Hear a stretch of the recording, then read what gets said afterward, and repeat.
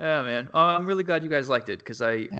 I I felt I liked Volume One a lot, but there were some problems I had with it. Like I wish that I had more time to do the Mr. Freeze stuff, or I wish I had cut it out completely. Honestly, the Freeze stuff was so jammed in, but I never thought I was going to get another chance to write Batman again, so I threw everything at the wall. Um, with this one, I feel like it's paced a lot better. It's not as crammed and packed as the first one is. I wish that I had more Azrael like talking and relating to his friends. Like I had a whole idea to do like a flashback in Carmichael Valley where he was like saving soldiers left and right. Like the guy's a war hero, and I really would have loved to have shown that to make him more empathetic. But because of the stuff I needed to cut out, like all you get is like a brief suggestion that he was that guy, you know. Mm. But hopefully, like with his cancer and the way that he carries himself, like you can kind of see that he's a broken soul. Like he's more complicated than just a serial killer. But yeah, I mean, yeah, he murdered a whole lot of people. And for Volume Three, when Bruce gets out, I think that's one of the horrible realizations is he's going to have is Azrael did more for Gotham than he ever did, in a really brutal, disgusting way, of course. But would this new Gotham be possible without Azrael like falling on his sword to do that, so to speak? And that's something that Bruce is going to have to live with. Mm. Bum bum bum. I also, So is that like a Dark Knight Returns type deal? What's that? The volume 3. I mean, you Uh, basically in these first 2 volumes you took away Alfred Gordon, you broke Bruce down, and now volume 3 he's gonna get out. yeah. I guess you could see it as a Dark Knight Returns. I guess yeah, there was a kind of a sci-fi element to that too, wasn't there? I'll have to reread that and make sure I don't retread any of that ground.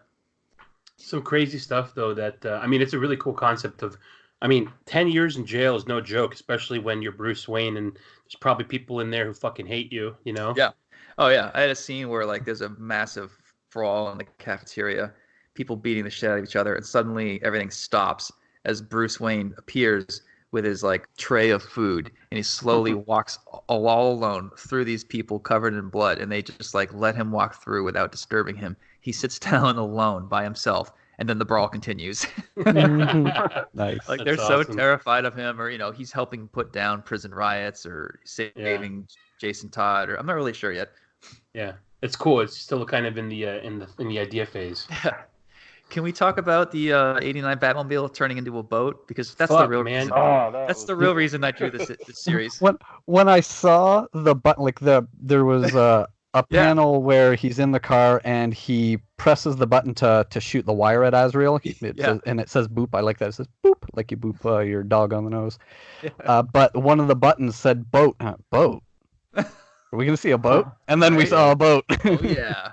It's a Yeah. good thing he didn't accidentally hit the boat button. Oh shit! No, he would have been fucked.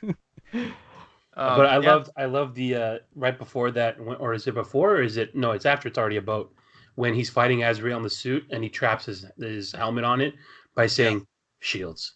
So Yeah. I was so afraid. I did not know how to draw that at first because, like, how do you draw that? Like, clink, clink, clink, clink, clink, clink, clink, clink. You know what I mean? Like, you Yeah. kind of need the movie to show the motion of what's going on there. So I wasn't sure if I could like convey that clearly.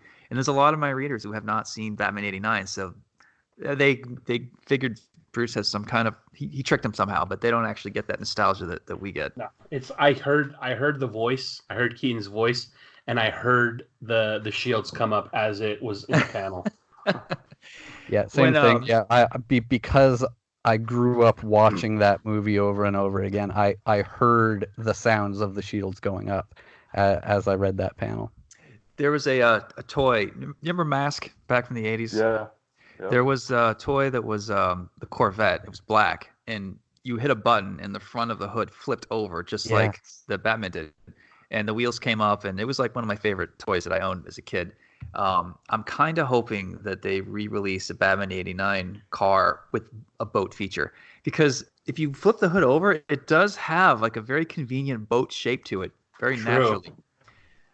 It was a pain in the ass to like figure out how to configure it. Like I had a model here and I had to flip it upside down to draw the front of it and then, kind of play around with it. But Well, what you need to do is buy a car that the front can turn around and turn into a boat. Exactly. You're just gonna have to build it to scale, Sean. Sorry. Yeah, you're right. I'm gonna have to start with a cardboard model, I guess. Yep. There was But a yeah, great no, man, card yeah. in book 7 where Bruce says the '89 Batman. That's the last card left, and that was his favorite one. Yeah. Yeah, I almost cut that line out, but I thought of you guys, and I'm like, no. Hell yes. Fat Force Radio would really appreciate that.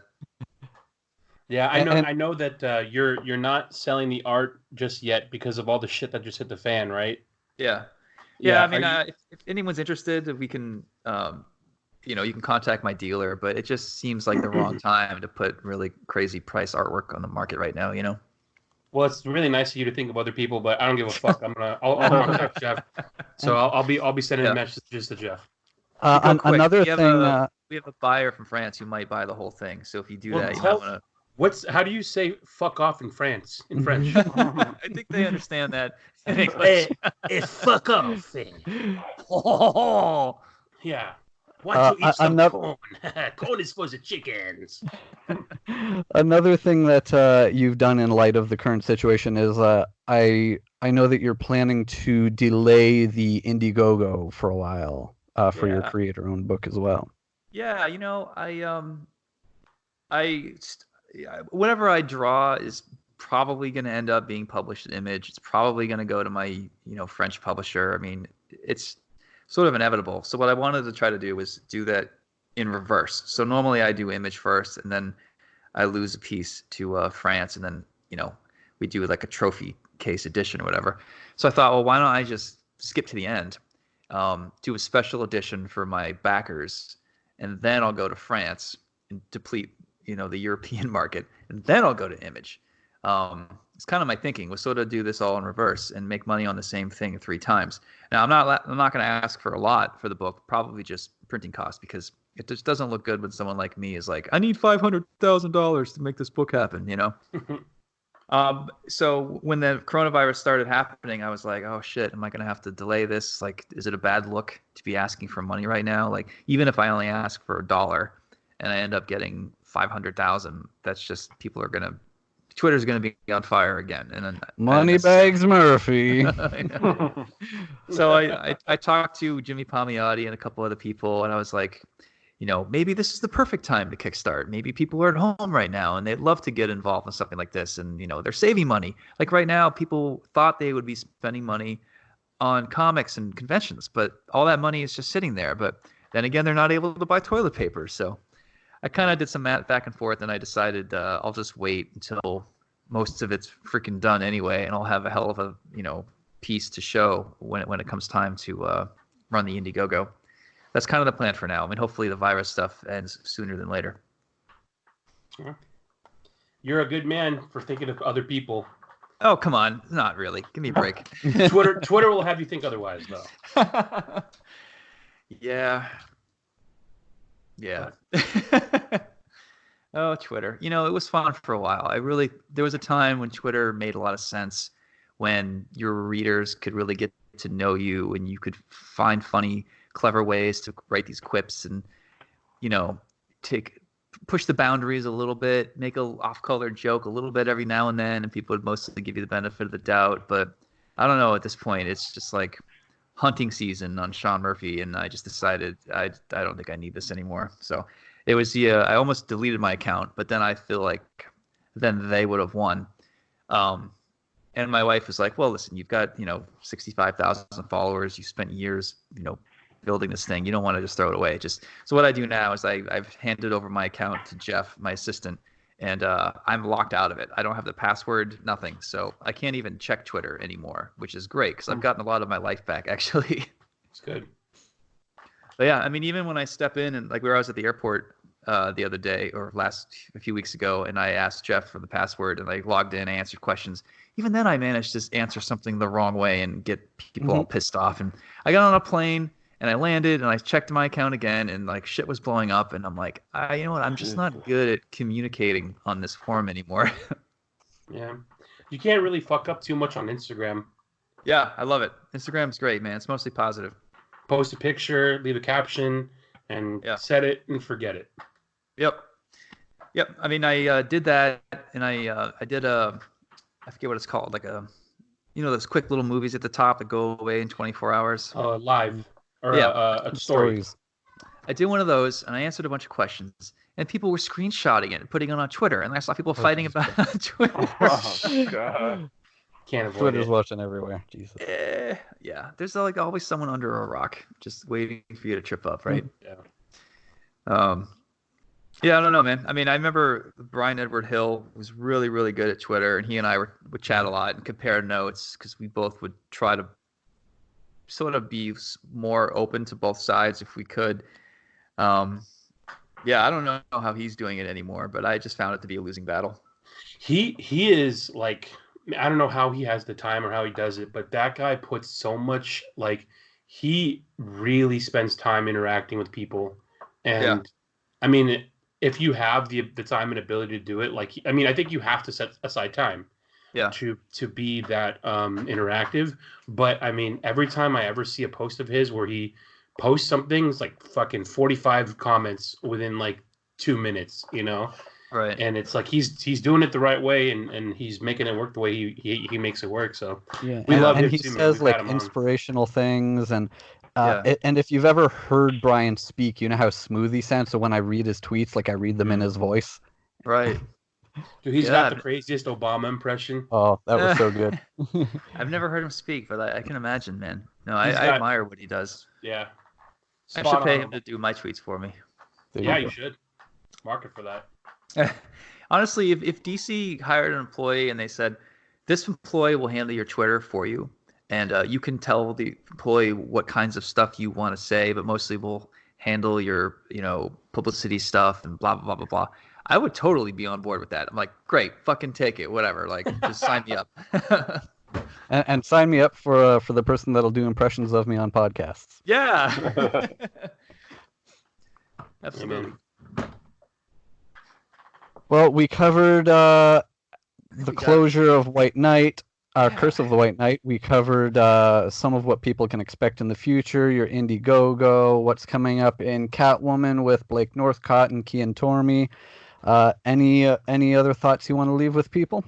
No, I was thinking of questions I could ask you guys because I always feel like interviewers never get to answer their own questions. So I'm curious. Anybody can answer this. What do you think what was the surprising thing you learned when you got into podcasting? Like the thing that stood out to you that was maybe harder than you thought or more tricky or... I think this is going to sound a little conceited, but how good we are at it. Like, I mean, it sounds conceited as fuck, but I think like there's on a rotating basis, there's 8 of us that rotate in and out of interviews and episodes. I see what you did there with your little in and out reference. There you go. I was waiting to see how I can fit it into the episode. But no, I feel like I think what it is that we formed friendships a couple of years before maybe a year before we even started podcasting, and we didn't start podcasting because we wanted to interview like talent or like promote. We literally just we all started like clicking on like direct message and because we're like collectors, and then we were fucking like we were laughing at each other so much off the stupid shit that we were saying in the DM that we were like, hey, we should get on Skype and just talk like hear ourselves. And then we did. We got on Skype and we would talk, and it would be an hour, 2 hours just laughing our asses off, just like talking shit. And then after a while, we were like, we've done about 4 or 5 Skypes, and we're like, we should record this shit. We should do a podcast.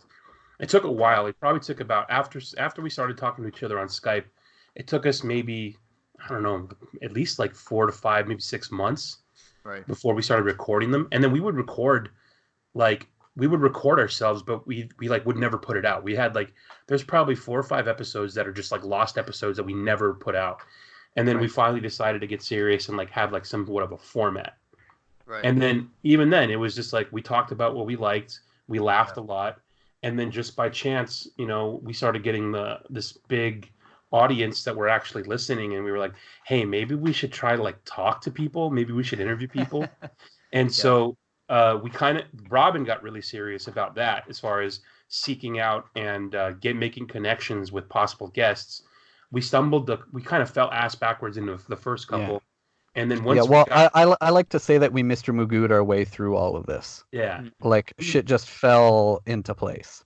At one point, like this was years ago, we had Paul Dini and his wife on for like 3 hours. Yeah. Wow. And Paul Dini was doing impressions of our accents and voices, like after about 2 hours, and that was like we like got something here. Like we're fucking shooting the shit with Paul Dini.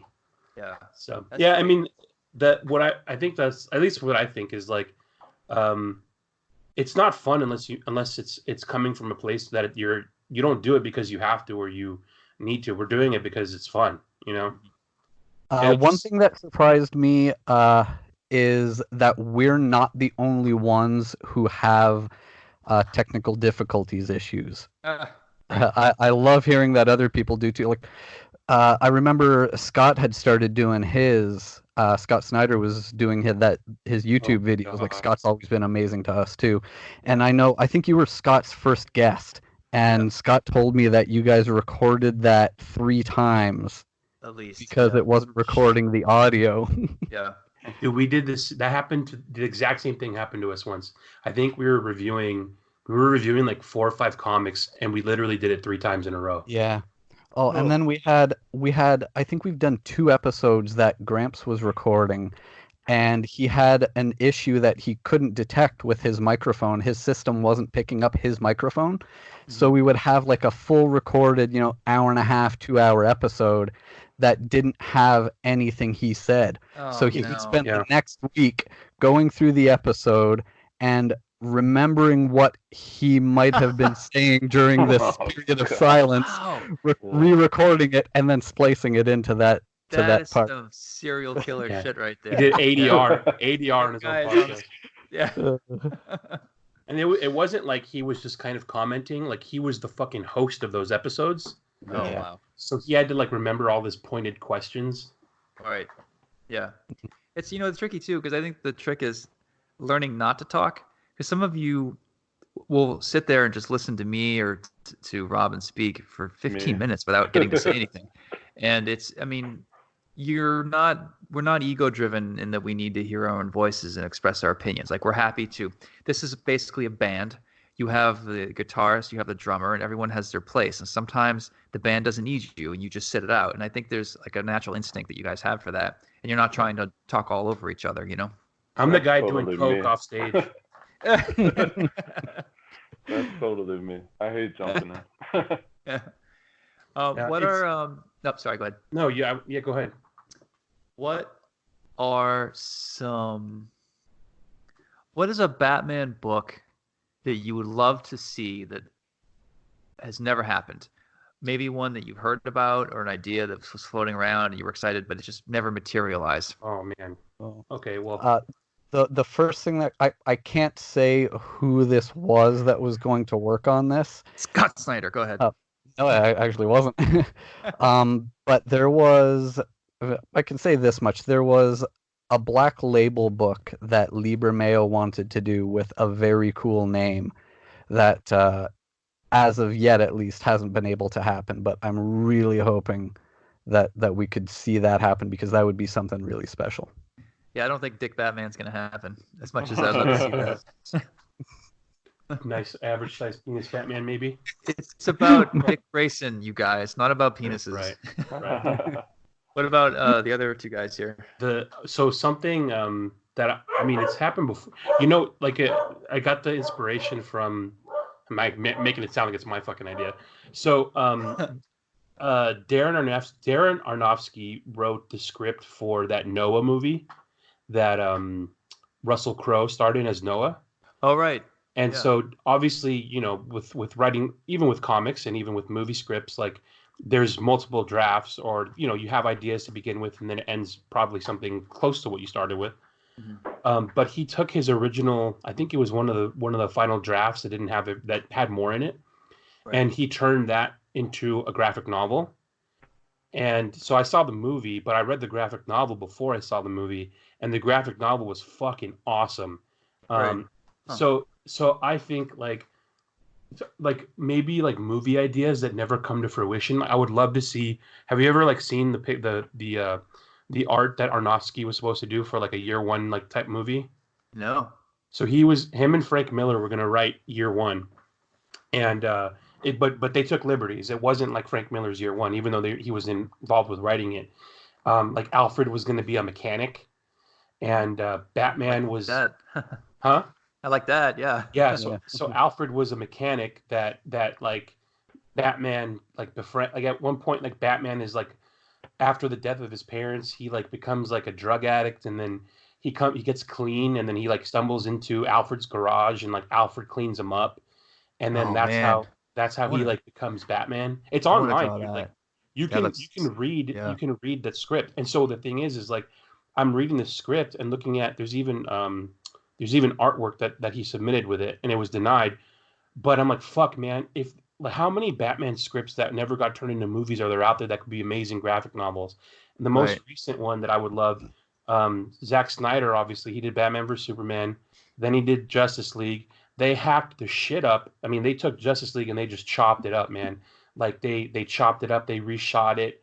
They brought all the actors back to refilm like 65 to 70% of the scenes, and they put out a completely different movie. So his version is still out there, but that never got completed. So there's a script, there's like a rough cut of it, and I'm like, dude, just let him do a fucking graphic novel out of it. Like, just do a graphic novel. Right. So Yeah. many people would buy that out of curiosity and because of loyalty, and Right. that would be awesome. Is like failed Hollywood scripts that Right. get turned into graphic novels. Well, on that point, I would love to see Ben Affleck's because Jay Oliva, That's right. ran all the DC animated stuff for years, read Ben's script and said it was the best Batman script he had ever read. His original, The Batman. Yeah. Wow. But yeah, I mean, check that out, dude. Like, so you've Yeah. never read that year one script that Frank No. Miller and Aronofsky wrote? No. Man, like That was crazy. you just Google it. Google Darren Aronofsky year one script. The whole script is online, and like imagine you reading the script and doing it as a graphic novel. Oh yeah, I actually had a Batman car story, like Batman Mad Max, where he was part of a gang and his Yeah. parents were gang members, and Superman is in it, and Batman rides like a chopper, Superman rides like a wimpy rice rocket, and they have to get along and go through all these villains, killing these motorcycle captains or whatever. So Mr. Freeze would ride like a snowmobile, Clayface would have a dirt bike, and it would be like Kill Bill basically.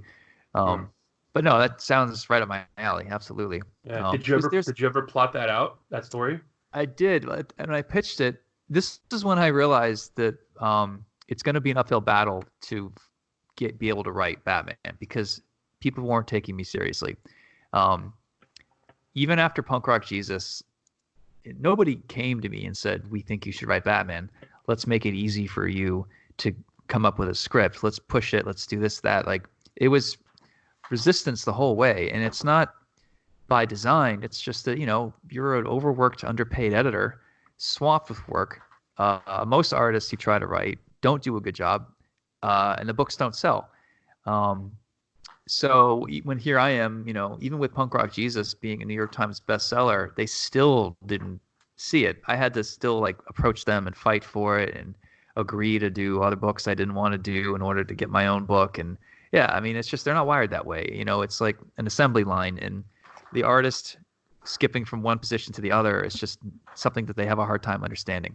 It's kind of not their fault. I mean, I feel like they should know. Some of these writers or some of these artists seem naturally gifted to write. Like, who's the guy at DC right now who did the Wonder Woman Black Label? What's his name? Daniel Warren. Yeah, Daniel Warren Johnson. Like, clearly that guy should be writing his own stuff as well. That story's fucking great. Or Jeff Lemire for like 10 years ago, whatever. But for me, it was never that easy. Like, they never just opened the gate and said, "Clearly, you're a writer. Here, you should write your own Batman." Like, It was like, "No, you're more valuable with Scott." But I saw recently George Miller's Batman. Oh, the Justice League Immortal. Yeah. Is that what that was? Just the cowl? So yeah, that's the Army Hammer Batman cowl. Okay. So he was. Do you know the story behind that? No. So right before they did Batman, I think it was Batman Begins. Right before they did Batman Begins, they wanted to do a Justice League movie. So Armie Hammer was going to play Bruce Wayne Batman. Who's the kid from the OC? That Adam Brody. Adam Brody was going to be Flash. This a supermodel who was actually in the new Mad Max movie with George. What's his name? Was going to be Wonder Woman.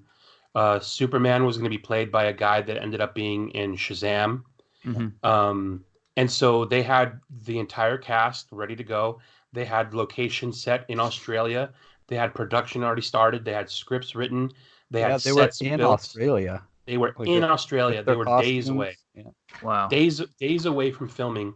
And I don't know if Batman Begins had already hit the theater or what this thing was, but they saw what Batman Begins was going to do and what it was going to become. So they decided to just give all the control to what's his name? Christopher Nolan. Like they just kind of basically took all we were going to do this Justice League movie, but fuck, look at this Batman movie that's coming out. Why don't we maybe just kind of go with that and let him have his own trilogy? So they completely shut down production and canceled everything. Oh, that's heartbreaking. But yeah, and then they Kevin Smith interviewed Adam Brody, and he had him break down like the whole script that he had that he had read, and it sounded like a lot of it was going to be influenced by Crisis on Infinite Earths, which was it was going to be like a Flash-centered Justice League movie, and Flash basically like saves the day by going back in time, to save somebody from dying, essentially.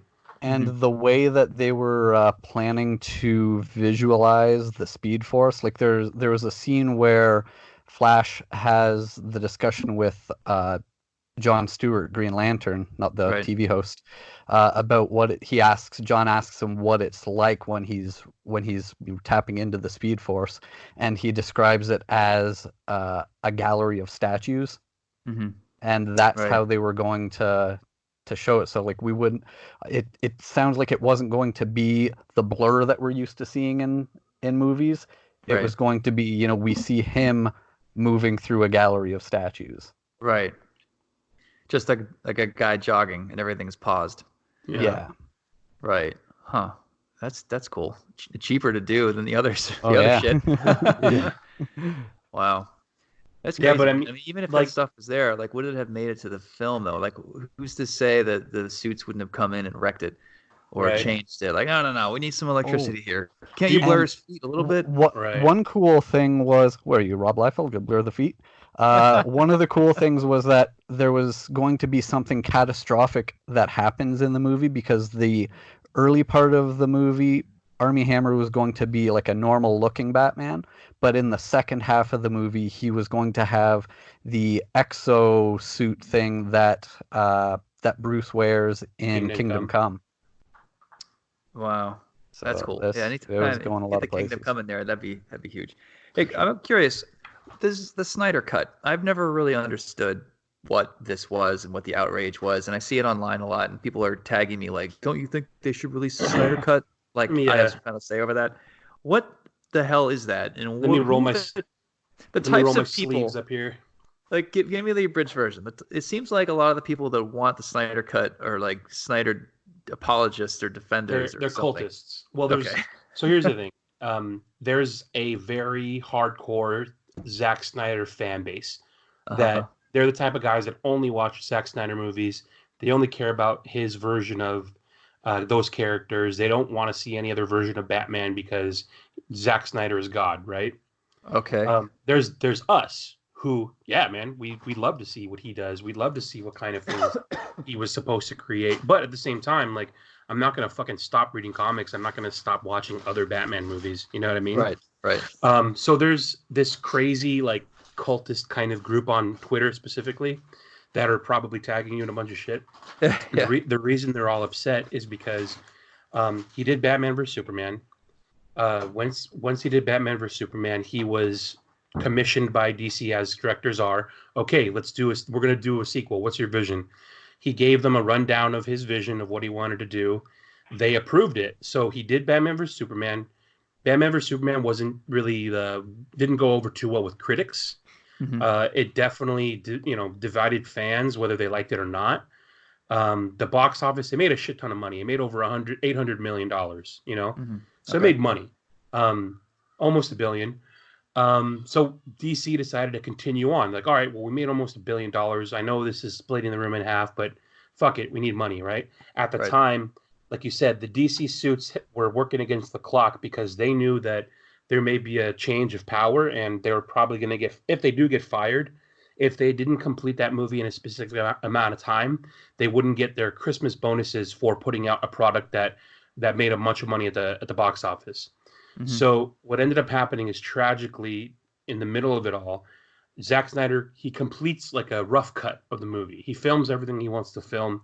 There's still VFX that he needs to shoot, but he has a three and a half hour version of this movie that he shows to Warner Brothers. Warner Brothers watches it, and they're kind of like, okay, well, we have notes, so let's work on that, right? He goes back. He's going to start finishing off what he needed to. His one of his daughters, who I believe is like around the age of 20, 21, commits suicide.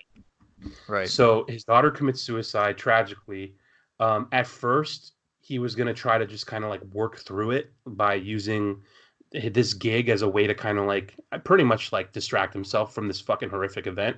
And then about a month in, after she had passed away, I think it was just too much for him. The stress of getting notes from the studio, them saying that this tone isn't working, we don't really like the direction it's going, can we change shit? I think he got fed up with that, and also just like because he couldn't handle the loss of his daughter. So he stepped away. He's like, I'm not going to be able to finish this. Like, if you give me time, I'll do it. But if not, like, I can't finish it. So he literally stepped away. DC, from what people say, they don't know shit. No one knows what really fucking happened. But what the timeline of events shows, after his daughter dies, after he steps away, Joss Whedon gets hired to quote unquote finish his vision. You know, the reality is Joss Whedon comes in, rewrites almost all the script that he wrote, or Chris Terrio wrote. So he rewrites a lot of the script that Chris Terrio wrote, cuts all this shit that Zach had already filmed. I would say probably cut about 60% of the footage that Zach filmed. They call back all the actors to reshoot like a third of the movie, maybe more. That's why Henry Cavill still had a mustache, because he was filming Mission Impossible. That's a fucking nightmare, because Warner Brothers is like, hey man, can you shave that? Paramount will not let him shave it because he's under contract for Mission Impossible. They're like, no, he needs that for the movie. And WB offered, they said, look, let him shave it off so we can do our reshoots, and then we will pay for him to have a CGI'd mustache in your movie, because it's a lot easier to draw on a mustache than it is to restructure a lip. Right.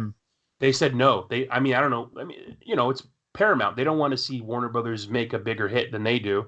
Right. So they're like, fuck you. No, we're in charge. We're not going to let you do that. So Paramount puts their big dick on the table, says no.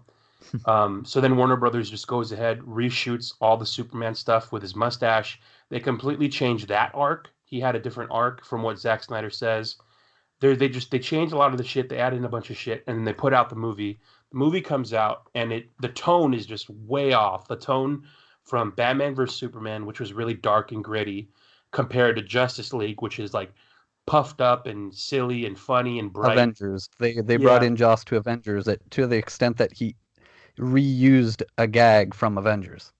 Yeah, so it's just a jarring contrast from Batman vs Superman to Justice League. It's obvious that it's not the same guy who made that movie. So they put the movie out. It does horribly in the box office. It gets torn up by critics. Fucking Ben Affleck goes on Ben Affleck fucking falls off the wagon, and he starts drinking again. He starts getting asked in interviews left and right, what's next? What Batman movie are you going to write? He decides, fuck this, man. I'm an alcoholic. My marriage is falling apart. I can't be Batman anymore. This shit is literally the worst time of my life. He quits Batman. He gives up the director's chair to the Batman. He won't write the script anymore. He's not even involved in it. Now Robert Pattinson is going to be Batman in that movie.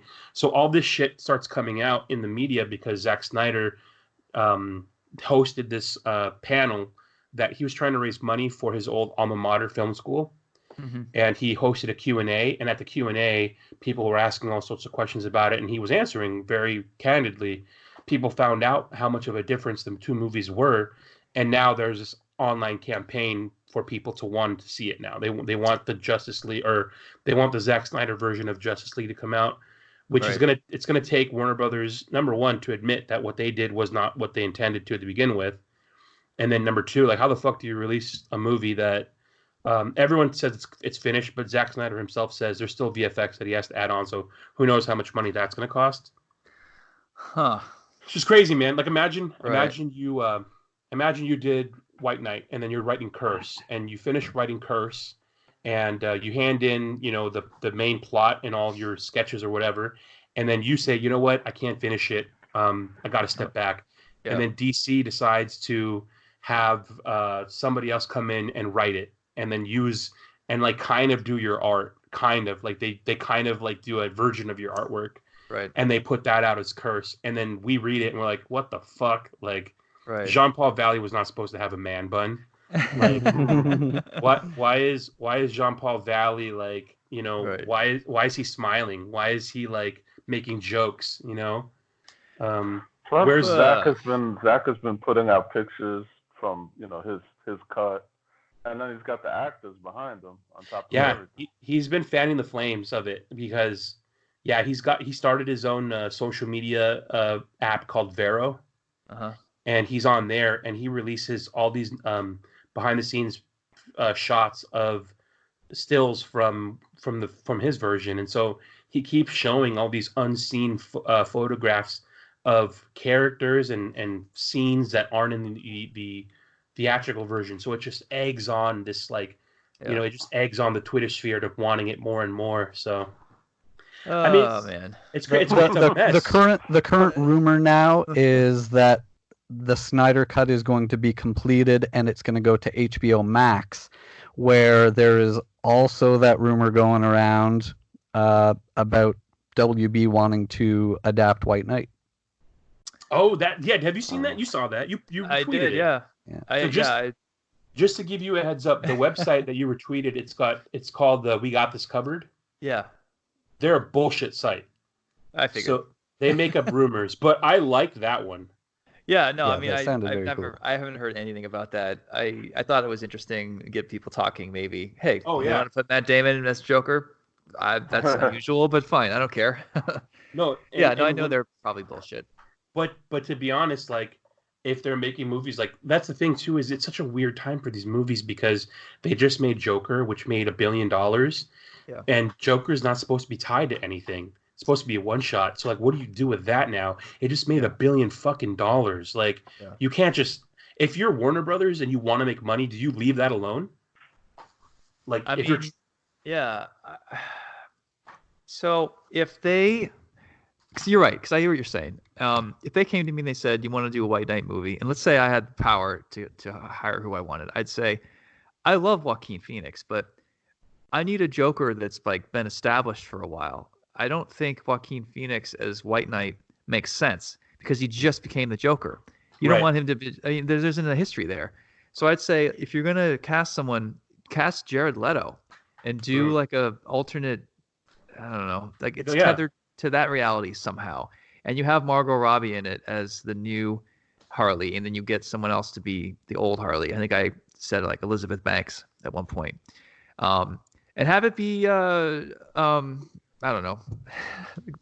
I forget his name. The guy from Twilight, Robert Pattinson, or someone. I don't even know. I don't fucking know. Yeah, but it's a hell of a question right now because like I would bet with all the buzz around Joker that Warner Brothers is aware of my book and they're like, oh, this is really interesting. We get to work in two Harleys. This kind of like fixes Harley from the movies in a way. We get to use all these old Batmobiles. Like imagine if we release these trailers with the the '89 Batmobile. Are you kidding me? But like, how do you make it make sense in the pile of mayhem that they've accidentally created? Right. I have no idea, honestly. Yeah. I will say that I think movie viewers aren't picky anymore. Like back in the 80s, they would need like, why is this coming out after this? That doesn't make any sense. People are aware. They play Batman video games. They, read the books. Like they don't. I think already audiences are smart enough to know a twist on a different take. It's not that big of a leap of faith anymore. If you want to have Jared Leto as Batman White Knight and cast Michael Keaton as the old Batman, whatever it is. Like, I'm sure fans can wrap their heads around it just fine, you know? Yeah. But you're right. I don't know. How do you explain that to the suits? What's cool though is maybe it's another blank canvas that you can play with. Keaton has been on record multiple times saying that he would definitely do another Batman movie if Tim Burton directed it. Yeah. So I'm not, so huh? I have a problem with that. Oh, you don't like Tim Burton? Well, I do. I like him tethered. I like him under control in some way. Like Batman '89 was great, but Batman Returns was like all out Tim Burton, and that was full Tim Burton. Yeah, Tim Burton. It got a little goofy with like the Hot Topic stuff, and and supernatural, murdering and like people. The one thing that it leads to is you have a certain segment of the audience, of just general public people, that think, oh, why is this? They cast Colin Farrell to be Penguin in a movie. He's not a short, stubby guy like Danny DeVito, and because so they think Penguin is like this mutant that has flippers. They think Selena Kyle has supernatural powers, actually has 9 lives. Right. You shouldn't want to fuck Penguin.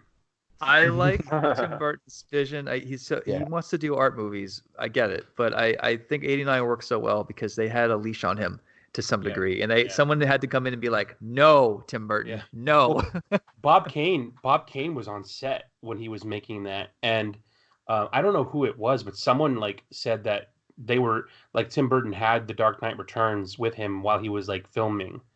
So either someone from Warner Brothers was like, you should make it like this, or we want to keep it like this. You're right. Right. I think he was sticking to a tone. But you know what? As much as you can do White Knight would be amazing, obviously. But it would be awesome. Just the ideas that you're throwing around with Beyond. Oh yeah. That would be. I'd love to see that as a film. Just the things that you're talking about, like Blade Runner Batman, futuristic Batman, that hasn't been done yet on film. If you change the so I think when things come out in theaters now, we think it has to be connected to other movies we've seen. But if it comes out on a new platform like HBO or Netflix, everyone kind of does a reset and they're like, okay, so clean slate. Give me a new thing with Batman in it. I'm not going to pretend that this is connected to Chris Nolan or Tim Burton or whatever. I feel like that's kind of the nice thing about that. So if Netflix came and said, let's do I guess it would be Warner Brothers streaming service, do an HBO style version, like a low budget, high concept, actor driven type thing. Fuck yeah, I'd be down with that. Okay. But Robin, can we get HBO and the Warner Brothers online? Yeah, it's obviously not up to me, of course. I don't have that kind of power. We already got you saying that you're on board, so we're just we're to keep the ball rolling and make it happen. As far as people like Tim Burton and the things that they do in movies, I want to see anybody make a Batman movie that wants to do it because they're passionate about it. Right. Not because it's the next job. Regardless of what anyone I like Zack Snyder's stuff. A lot of people don't, but when BVS was shooting, I got to spend a day in Detroit watching the shooting of that. And Zach is so fully into what he's doing. He's excited. He looks so happy to be there doing that. He's animated. His arms are flying. He's running here and there, directing stuff and showing people how he wants things to be done. And that dude loves what he does. And that's good. Yeah. If anybody's a Snyder fan, tune out right now. Oh no. I honestly my one thing I was trying not to say with the listen, if you like him, that's cool, whatever. I really liked 300, but I don't know why people think the Snyder cut is going to be any more amazing than Sucker Punch. When I look at him, I think of Michael Bay, but not as good. And I'm so sorry. I know you're a fan of his. Yeah, I don't know why people think that everything is a moment for him. Everything is suddenly in slow motion. His director of photography is just going wild. I don't know if I see a clean 3-act structure type of writer when it comes to Zack Snyder. I've never personally seen the brilliance that people are claiming. Sucker Punch was abysmal. I mean, even with I like Superman as the movie, but it was more of a science fiction movie, not a comic book movie. But I was okay with that. But I don't know, like the whole release of Snyder Cut. Like, what did Sucker Punch make you feel like he's had some grand vision of Batman that's gonna be better than Chris Nolan? Like, I have a hard time believing that. But please, there's kids. You're gonna get attacked right now okay, on Twitter. please, it's okay. There I are don't care about kids. that. There I are got kids your back, on. Sean. There are kids on Twitter. I'm not kidding you, who have written like thesis papers about Sucker Punch, and what it did for women's rights and what it does with prop. I mean, I'm 100%. Yeah. I'm 100% with you as far as like its tone and people. You know, it's to each their own. Everyone has an acquired taste. You know. Yeah. Yeah. But there's people who will fucking die for his image. It's crazy, man. It's crazy. Right. And I think it's just if it's a pile of shit, Yeah. they still want it because it's their favorite director, or if it's something along the way that he did spoke to them, Right. and that they will not relent until they get what they want. And that's kind of Twitter, man. Like Right. with anything, like people have the ability to gain mass followings and be loud, and they think just because they're loud and they have a lot of people behind them that their opinion matters and that their opinion should come to fruition, or their wishes should come to fruition. And that's just kind of what it is. It's like there's all these kids. There's like a lot of them too. There's a lot of these kids who have like thousands of followers and have these amass these big followings that they have this power and this fake number. They're like monopoly rich, and they think it matters, and it just kind of gets everyone. So I think it's just like, again, outside of Twitter, does everyone really want to see the Snyder Cut? You go into a comic book shop, hey man, you want to see the Snyder Cut? And like you, man, 90% of people are like, what the fuck is the Snyder Cut? Yeah. You know what I mean? So it's the Twitter vortex. Twitter is very loud. Twitter really wants the Snyder Cut. But if you go outside, like, there's not that many people that even know what the fuck they're talking about. Right. You know? But I guess just being around, being a DC for the years from Nolan to now. I mean, because I even met Chris Nolan and worked with him a little bit. I always felt like DC or Warner Brothers, they liked that his movies were a good, solid vision. He was very much a control freak. He really got to do what he wanted on the second and third movies. And I feel like when he stepped down, they were thinking, okay, we need to have another director that can be like Chris Nolan, but we want to tell this guy what to do. Mm-hmm. So let's get a guy that like has like a dark vision and make him the Chris Nolan that will work for us. Ooh. And my impression was that's when they got Snyder, because he had done 300, which was a DC property, and then Watchmen stuff, kind of didn't land with a lot of people. And I'm like, they're trying to build this guy into Chris Nolan, and I just don't think. I think they're handicapping him. They're running around, changing his shit. Maybe he is a great director. Maybe I'm, talking out of my ass, and I apologize if that's the case. But like, I've never seen like the moments of brilliance that I see in other directors. I'm like, I thought that he was sort of propped up like a scarecrow, and it finally, his time ran out. It finally, after the stuff that happened with his daughter and all that stuff, awful, absolutely terrible. I can't even imagine what that's like. But I feel like that sort of coincided with a perfect time for them to usher him out and to finally take charge and maybe ruin his movie. I mean, hey, if he releases his movie and it's fucking great, I'll be the first one to say, I'm sorry, I was wrong. I get it now. Yeah. But I think you made a point where maybe they had this idea that, okay, we can have a Chris Nolan that we can kind of, usher and direct the way we wanted to. Yeah. And what he presented was so not that. Like, I think they wanted to world build, and they wanted to make this thing that would be something that they could like put up against. They saw the money that Avengers was making, and how they were making like multiple movies were just making money, and then people were going to see them. Okay, Zack Snyder can be that for us. And instead of doing that, he's like, no, I'm gonna fucking kill this guy. I'm gonna kill Superman. Right. Batman's gonna be a fucking drunk, or Batman's gonna be like, he's lost his soul and he's about to kill. Mm-hmm. And they got the opposite of what they intended, and You're it right. was and it turned into a mess, and right. That's what happened. And I think that's what, like, Zach wanted one thing, he had his vision, and Warner Brothers had theirs. It didn't mesh. It should have been stopped probably like after either Man of Steel, Yes. or it probably just should have been stopped at Man of Steel. Because why would you give him why would you bring Batman into this world that you're not 100% bought into? Right. Yeah. And then after that, even let him make another one. Yeah. If you didn't want that, then like just don't give it to him, you know. And it was a big miss. And you know, hey, I'm fine with directors changing things. Obviously, I changed a lot for White Knight, but Superman killing that way, that's just that's against the Bible of Superman. You just can't do it. Mm-hmm. Yeah, I don't know, man. And, you know, honestly, when he was talking about Batman using guns, Batman kills, he almost had this like dismissive reaction to hardcore Batman fans defending the fact that Batman doesn't kill, and this is why you saw he doesn't that video. kill. He doesn't use guns. Which video? I think you're describing. Well, he does exactly what you're saying. Like he's describing why his Batman killed, and he's very dismissive of it. I might have. I thought maybe I read an article. I don't know if maybe I saw the footage. I don't know. But I'm like, dude, you can't.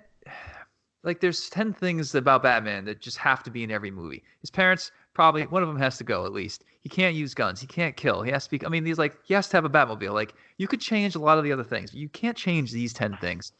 And when he showed so little understanding for the fact that Batman doesn't kill and he doesn't use guns, I felt like you're ignoring you didn't do your homework, man, or at least you know that Batman shouldn't kill, but you're dismissing it because, well, in the modern age of terrorism, when everyone watches all these horrible things on CNN, I think the fans will understand that modern day Batman is probably going to have to use a gun, and that'll be fine. And I personally was like, nope, not at all. And I was halfway through Batman White Knight. I didn't even have the gun thing in mind at this point. I didn't even think about Batman trying to go after Azrael to literally kill him. And the more I thought about Zack Snyder saying that, the more I started to reinforce my beliefs about why Batman doesn't use guns. And by issue 5 or 6, I started adding more stuff in, which led to the fight at the end. And when I pitched the idea of Batman using a gun, my editor was like, yeah, you can't do that. Everyone wants to do gun Batman. Like, Jock does gun Batman all the time. It's just too much guns.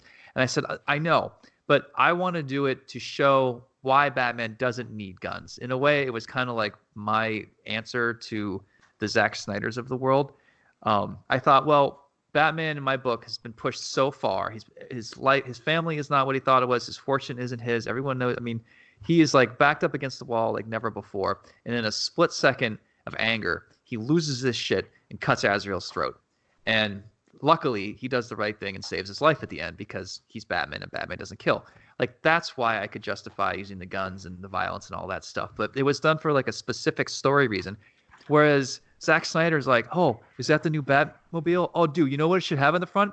A machine gun. That would be fucking cool. Yeah. And then like shoots. And then, oh, you know, yeah, there's like shoots grenades. And then there's all kinds of people like, yeah, fuck it. Who cares? Batman's fighting terrorists. Whatever. Terrorists got to die.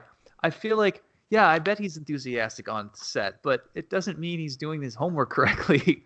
Yeah. Yeah, Man, Sean, I never I've liked been the. waiting for somebody to say that. I'm so sorry. No, it's, I didn't like the aspect of the guns on there either. But as far as the killing, have you ever seen the video that does the count of his deaths? It's crazy to look back at. How many people Batman has actually killed? The history of Batman killing in movies, like. You're right. So, yeah, we have to pick on all of them. Like they've all been psychopath. Aside from what was it, the Clooney one? I think the Clooney one didn't kill anyone, and the Adam West movie obviously didn't kill anyone. When I rewatched Batman Begins recently, and when we first see the Batmobile, well, when it's actually painted black, it comes out of the shadows, and it literally runs over an overturned cop car with 2 cops in it. And I remember people were saying, "Oh, Batman's not that reckless. Give me a break." I'm like, "Did you not fucking see Batman Begins, where he almost kills these 2 cops driving on rooftops? Are you kidding me?" I'm like, don't get me wrong, I love the movie, absolutely. But you know, if we're really gonna critique here, then yeah, he's playing a little bit fast and loose with the laws of physics there. Yeah.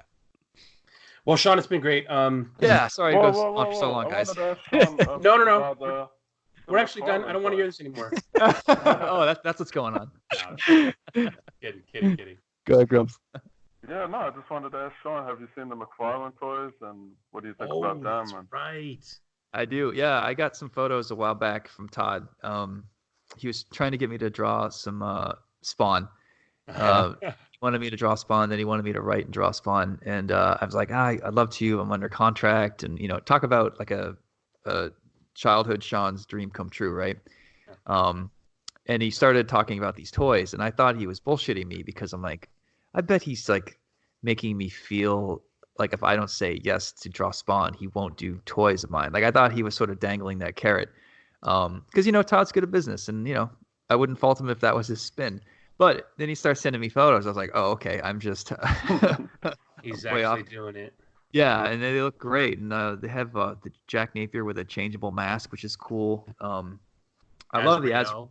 Yeah, the Azrael looks amazing. Like I can't believe they made so much sense out of my scribbles, because like with Azrael's belt and these pieces of cloth hanging from him, I'm not sure what it is, honestly. And for like someone to have to go in and render it and make decisions out of these messy, smudgy fingerprint marks, like, what is that, a belt? Okay, it's a belt now. I'm amazed they were able to solidify the design to that degree. Well, I kind of just wanted to make something real cool. He's got a big old suit. And I like the big suit. And he's got a couple of buckles here and a belt there. And I just figured, why not? Fuck it, Sean. They did give him booties, which I thought was kind of funny, because my character is just red from the waist down. When Todd was on, he was talking about the only way. Well, you heard him. He was saying the only way that he's going to do anything with DC or Marvel is if Spawn comes along for it. Maybe we could get Spawn into the White Knight universe. Yeah. Spawn, maybe the Jason Todd thing would work with Spawn. If like Spawn was a Knights Templar guy and some Forgotten Age or something. It's funny. I usually steer away from magic because I just think it's a plot buster, and I don't like Harry Potter. But yeah, there's a story there. Maybe Zack Snyder, your fucking boyfriend, can make it. Batman would have so many fucking guns. You know what? Watch it now. Like it's official. Zack Snyder is directing Batman White Knight. Sean Murphy has no comment. At the doorstep tomorrow. Trust me. It's just issue 8, but Batman has a gun, and in the end, he doesn't save anybody. Oh yeah, you had mentioned that when we were talking a couple days ago, you said that there were people on, or no, maybe it was this morning, that there were people on Twitter that weren't understanding that Bruce actually saved Azrael at the end there. Yeah. One person said I liked it. I liked how the ending was sort of left open. You don't know if he let Azrael die or not. And I'm like, I'm glad you liked it, but I thought it was clear that he saved his life. You see him take the first aid kit out of the car, and you literally see him stitching his neck. Yeah, I don't know. I thought that was clear. This is the thing with these things. I mean, you're so entrenched in these stories for months and months and months. You sort of make sure you're crossing your I's and dotting your T's. And sometimes you forget the simplest things. So I started to think, wait a minute, did I not make it clear? Like, should I have had the reporter say, like, now that Azrael's in handcuffs or whatever, I could have been more clear. But, like, how much do you need to spoon feed it to people, And I can see that, because sometimes if you're just really wrapped up in what's happening, like you're just jumping, I got to get to the next page and see what's happening here. So maybe you overlook details. Oh God, yeah. I mean, there's so many. So Nightwing has these 2 little bully sticks, whatever, that stick out of his shoulders. I constantly forget to draw those in certain panels.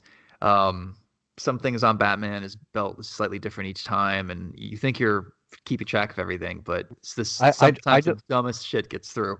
I just mean as a reader, like, especially you're coming up to the end of the story, you're just flipping quick because you want to see what happens on the next page. So I can see how they would, maybe miss where he was stitching them up. Right. Yeah. And I think the people that got it wrong, well, there's even 2 websites now that are running with it. Like, Batman actually killed Azrael, and he's going to jail for murdering Azrael. The trial is going to be about murder. And I'm like, are you purposefully getting it wrong to troll people on headlines, or did you just like skim through it and not get it? But hey, it's publicity, so I'm happy. Yeah. Anyway, guys, sorry to bend your ear for 2 hours, but I think we got through everything. Yeah, Jesus fucking Christ, Sean. Man, like, honestly, we got stuff to do. I'm sorry about Zack Snyder, man. I'm sorry if that ends our relationship. No, dude. Like we said, we're the type of guys that, like, somebody makes something We might like certain things about it, or we might love it. Yeah. And his time came and went. All right, now they're making something else. We're down to see that. Yeah. We're not gonna fucking put all our chips into something that's. It's just we're not those people on Twitter. Yeah, and we're the guys that have been reading comics for years, so we're accustomed to there's always a different person coming along and doing things their way. And then when they're done, the next guy comes along and does things his way. So I think those of us that have been reading comics for so long, we have that advantage of being able to roll with these changes. Right. I think that's what makes you guys the best kind of readers, honestly. And them taking chances on people like Tim Burton or Zack Snyder, it's not dissimilar from them taking a chance on me on White Knight. I mean, it's the same thinking that let's hire this oddball to do his weird vision, and hey, maybe something will stick. So sometimes I shouldn't criticize too much. No. Sometimes it doesn't work, and it's a hot pile of garbage. And sometimes it's fucking White Knight and Curse of the White Knight, where are you like, dude? Honestly, like, I love Scott Snyder. I love the stuff he's done. Scott, we joke and we say Scott Snyder's our best friend writer because Scott helped us out a lot as far as like putting us on the map for getting people to recognize us. Right. We love him. That being said, I think you are probably the best Batman writer in the last like 10 years. Oh, thank you. Don't tell Scott. Well, I mean, if he listens to us as regularly as other people, he's going to hear it. I'm not, again, love Scott. Love him to death. I'm just really proud of what Sean did, man. Yeah, proud of the whole scene. And I think it's like Scott definitely added on to the mythos, and you took Batman and you fucking went in a complete different direct. You went down an alley that's like Snyder Alley, or I'm sorry, Murphy Alley. I mean, I fucked up already, but you already named it, the Murphyverse, man. It's like it's what we never knew we wanted. I was so glad. I mean, when Scott was doing Metal, I'm like, man, this is perfect because Batman, the mainline Batman, isn't anywhere near what I'm trying to do. So I'm like, this is great. Scott's doing fantasy Batman. I'll do like grounded, non-superhero-y Batman, and it's perfect. So I felt like none of us were competing with each other, and I think it worked out really well. Yeah. And then so it's cool too because there's that high fantasy Batman, there's your stuff, and then even Detective Comics is doing something different too, which is also really good. So it's like the best time to fucking read. Like, you want Batman? What kind do you like? Here, check it out. This this look at you. We have so much variety now that you can choose from. Yeah. It's cool, man. I'm really glad. I'm glad you told me about all the versions out there. Like, I gotta read that script now, and I'm thinking like you. Like, why don't they do like Black Label books of movies that could have been?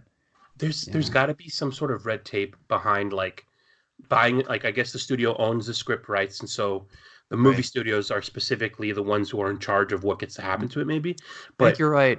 Yeah, because I wanted to quote Batman Mask of the Phantasm, and I wasn't allowed to. I even wanted a cameo of Phantasm in Curse. I forget how it's going to work in, but they said you can't go word for word, even though it's all Warner Brothers. There's like some legal stuff that you can't do that. So, yeah, what you're saying makes sense.